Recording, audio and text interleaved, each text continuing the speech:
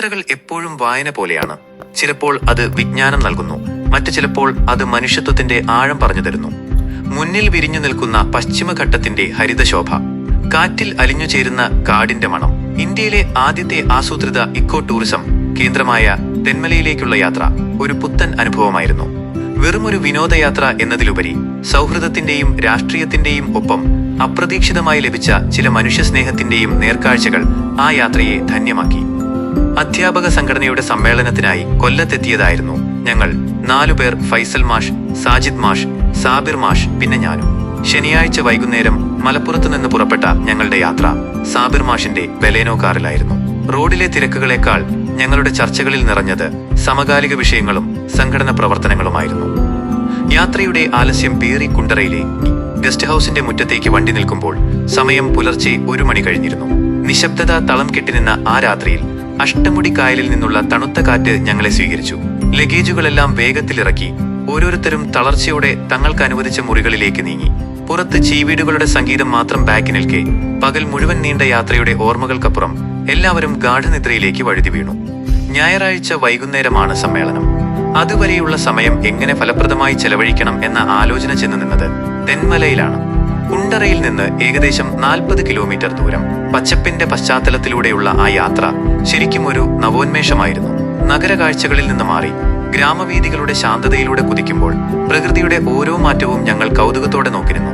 കുന്നിൻ ചെരുവുകളും ഇടതൂർന്ന മരങ്ങളും അങ്ങിങ്ങായി കാണുന്ന റബ്ബർ തോട്ടങ്ങളും പിന്നിട്ടുള്ള ആ യാത്രയിൽ കാറ്റിനു പോലും വല്ലാത്തൊരു കുളിർമയുണ്ടായിരുന്നു. തമിഴ്നാടിന്റെ അതിർത്തിയോട് ചേർന്നുള്ള ഈ വനമേഖലയിലേക്കുള്ള പ്രവേശനം വെറുമൊരു യാത്രയല്ല, മറിച്ച് പ്രകൃതിയോടുള്ള ഒരു ചേരലായി ഞങ്ങൾക്ക് അനുഭവപ്പെട്ടു. കിലോമീറ്ററുകൾ പിന്നിടുന്തോറും മുന്നിൽ തെളിയുന്ന പച്ചപ്പിന്റെ വൈവിധ്യങ്ങൾ സമ്മേളനത്തിന്റെ തിരക്കുകളിലേക്ക് കടക്കും മുൻപ് മനസ്സിന് പകർന്ന ആശ്വാസം ചെറുതല്ല. യാത്രയുടെ പാതിവഴിയിൽ കണ്ടുമുട്ടിയ ഒരു കൊച്ചു ചായക്കട ഈ യാത്രയിലെ ഏറ്റവും മനോഹരമായ നിമിഷമായിരുന്നു. ആധുനികതയുടെ പകിട്ടില്ലാത്ത പഴയകാലത്തിന്റെ അടയാളമായി ചില്ലലമാരയിൽ പലഹാരങ്ങൾ നിരത്തിവെച്ച ആ കൊച്ചുകട, അവിടെ ഞങ്ങളെ സ്വീകരിച്ചത് ചുക്കിച്ചുളിഞ്ഞ മുഖത്ത് സ്വർണ്ണത്തിളക്കമുള്ള ചിരിയൊളിപ്പിച്ച ഒരമ്മയും മകളുമായിരുന്നു. ഞങ്ങൾ മലപ്പുറത്ത് നിന്നാണെന്നറിഞ്ഞപ്പോൾ ആ അമ്മയുടെ മുഖം ഒരു സന്തോഷം കൊണ്ട് തെളിഞ്ഞു. വർഷങ്ങൾക്ക് മുൻപ് മലപ്പുറത്തിന്റെ ഉൾനാടുകളിൽ വയറ്റാട്ടിയായി സേവനമനുഷ്ഠിച്ച ആ അമ്മയ്ക്ക് പറയാനുണ്ടായിരുന്നത് അവിടുത്തെ മനുഷ്യരുടെ അതിരുകളില്ലാത്ത സ്നേഹത്തെക്കുറിച്ചായിരുന്നു. മലപ്പുറത്തുകാർക്ക് സ്നേഹിക്കാൻ മാത്രമേ അറിയൂ, അവിടെ പാവപ്പെട്ടവനെ ആരും ഒറ്റപ്പെടുത്തില്ല എന്ന് ആ വിറയാർന്ന ശബ്ദത്തിൽ കേട്ടപ്പോൾ ഞങ്ങളുടെ ഉള്ളം അഭിമാനം കൊണ്ട് നിറഞ്ഞു. അനുഭവങ്ങളുടെ കനലിൽ ചുട്ടെടുത്ത ആ വാക്കുകൾക്ക് ഏതൊരു പ്രസംഗത്തെക്കാളും ശക്തിയുണ്ടായിരുന്നു.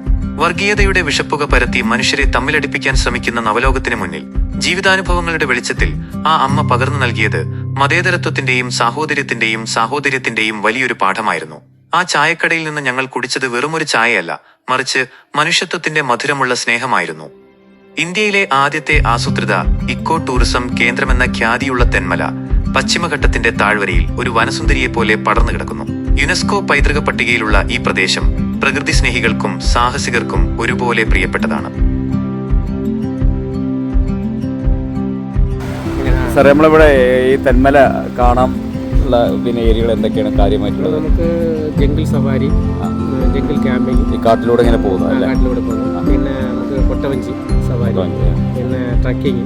ഇവിടെ ഡാം ഇല്ലേ? തെന്മല ഡാം ഇല്ലേ?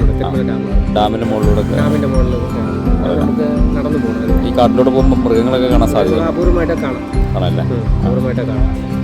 നമുക്ക് ഇത്രയും പാക്കേജ് ട്രക്കിംഗ് ഒക്കെ ഉണ്ടാവില്ല? ട്രക്കിംഗ് ഉണ്ട്. ട്രക്കിംഗ് നമുക്ക് 6 മണിക്കൂർ ട്രക്കിംഗ് ഉണ്ട്, 3 മണിക്കൂർ ട്രക്കിംഗ് ഉണ്ട്. അത് ഏതൊക്കെ ദിവസം ഡിക്ലെയർ ചെയ്യും? നമുക്ക് ഏത് സമയം വേണമെങ്കിലും നിങ്ങൾ പറയുന്ന സമയത്ത് നമ്മൾ ചെയ്തുതരില്ല. കാരണം ഒരു ദിവസം മുമ്പേ ബുക്ക് ചെയ്യണം.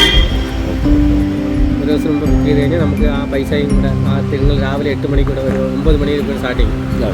9 മണിയാകുമ്പോൾ നമ്മൾ പോയി കഴിഞ്ഞാൽ നേരെ പിന്നെ നമ്മൾ ഈ 6 മണിക്കൂർ സവാരി പോയിട്ട് ഇറങ്ങി വരും. അപ്പം പോകുന്ന കൂടുതൽ ചിലപ്പം ഭാഗ്യമുണ്ടെങ്കിൽ മൃഗങ്ങളെ കാണാം. അങ്ങനെയുള്ള ഒരു സവാരിയാണ് നമ്മുടെ ജംഗിൾ സവാരി. വനശ്രീ ഓഫീസിൽ നിന്നും ടിക്കറ്റ് എടുത്ത് ഞങ്ങൾ ഫോറസ്റ്റ് ഗാർഡ് സൈമണോടൊപ്പം കാടിന്റെ ഹൃദയമിടിപ്പ് തേടി യാത്ര തിരിച്ചു. ഒരു വഴികാട്ടി എന്നതിലുപരി ഞങ്ങളുടെ യാത്രാ മുഹൂർത്തങ്ങളെ തന്മയത്വത്തോടെ ക്യാമറയിൽ പകർത്തുന്ന മികച്ചൊരു ഫോട്ടോഗ്രാഫർ കൂടിയായി സൈമൺ മാറിയത് യാത്രയുടെ മാറ്റ് കൂട്ടി. വനം വകുപ്പിന്റെ ജീപ്പിലിരുന്ന് പച്ചപ്പിന്റെ അനന്തമായ വിരിമാറിലൂടെ നീങ്ങുമ്പോൾ മരക്കൂട്ടങ്ങൾക്കിടയിലൂടെ വിദൂരതയിൽ തെന്മല ഡാം ഒരു ജലവിസ്മയമായി തെളിഞ്ഞു വന്നു. കല്ലടയാറ്റിലെ ഈ അണക്കെട്ട് കേരളത്തിലെ രണ്ടാമത്തെ വലിയ ജലസേചന പദ്ധതിയാണ്. 1961 തറക്കല്ലിട്ട ഈ എഞ്ചിനീയറിംഗ് വിസ്മയം ഇന്നും ലക്ഷക്കണക്കിന് ഏക്കർ കൃഷിയിടങ്ങൾക്ക് ജീവശ്വാസം നൽകുന്നു. റിസർവോയറിന്റെ തീരത്തിരുന്ന് തണുത്ത കാറ്റേൽക്കുമ്പോൾ അണക്കെട്ടിലെ തെളിനീരിന്റെ ഓരോ തുള്ളിയും പശ്ചിമഘട്ടത്തിന്റെ വിയർപ്പാണെന്ന് തോന്നിപ്പോകും. കാടിന്റെ നിശബ്ദതയും അണക്കെട്ടിലെ ഗാംഭീര്യവും ചേർന്ന ആ നിമിഷങ്ങൾ യാത്രയുടെ ലക്ഷ്യമായ സമ്മേളനത്തിന് മുൻപ് മനസ്സിനെ അത്രമേൽ ശാന്തമാക്കി.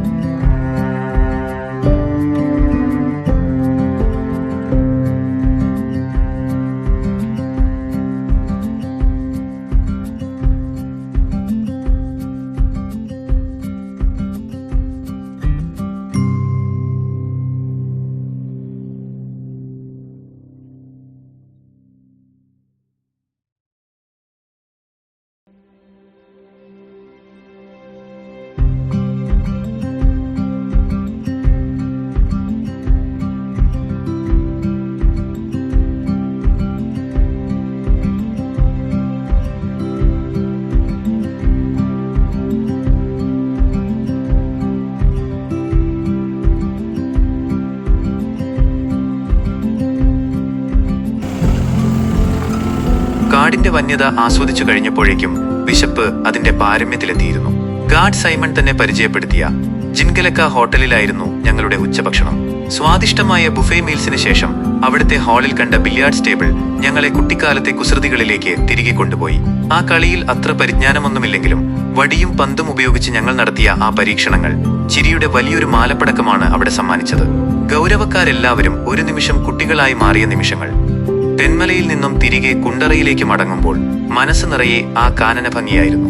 സൈമൺ എന്ന ഗാർഡിന്റെ സഹോദരതുല്യമായ കരുതലും ചായക്കടയിലെ അമ്മയുടെ സ്നേഹം തുളുമ്പുന്ന വാക്കുകളും പശ്ചിമഘട്ടത്തിന്റെ കുളിരും ഒരേപോലെ മനസ്സിനെ പുണർന്നുകൊണ്ടിരുന്നു. അധ്യാപക സമ്മേളനത്തിന്റെ ഗൗരവകരമായ ചർച്ചകളിലേക്ക് കടക്കുന്നതിന് മുൻപ് പ്രകൃതി ഞങ്ങൾക്ക് നൽകിയ ഈ ഊർജം ചെറുതല്ല. യഥാർത്ഥത്തിൽ തെന്മല ഒരു വിനോദസഞ്ചാര കേന്ദ്രം മാത്രമല്ല, അത് മനുഷ്യനും പ്രകൃതിയും തമ്മിലുള്ള ഇഴപിരിയാത്ത ബന്ധത്തിന്റെ സ്മാരകം കൂടിയാണ്. ആ മരക്കൂട്ടങ്ങൾക്കിടയിൽ ഞങ്ങൾ ബാക്കി വെച്ചത് സ്നേഹത്തിന്റെ ചില നിമിഷങ്ങളും തിരികെ കൊണ്ടുവന്നത് ആയുസ്സിലുടനീളം ഓർക്കാൻ മനോഹരമായ ഒരുപിടി ചിത്രങ്ങളുമാണ്. യാത്രകൾ അവസാനിക്കുന്നില്ല, അത് പുതിയ ചിന്തകളിലേക്കും സൗഹൃദങ്ങളിലേക്കും വാതിൽ തുറന്നിടുക മാത്രമാണ് ചെയ്യുന്നത്.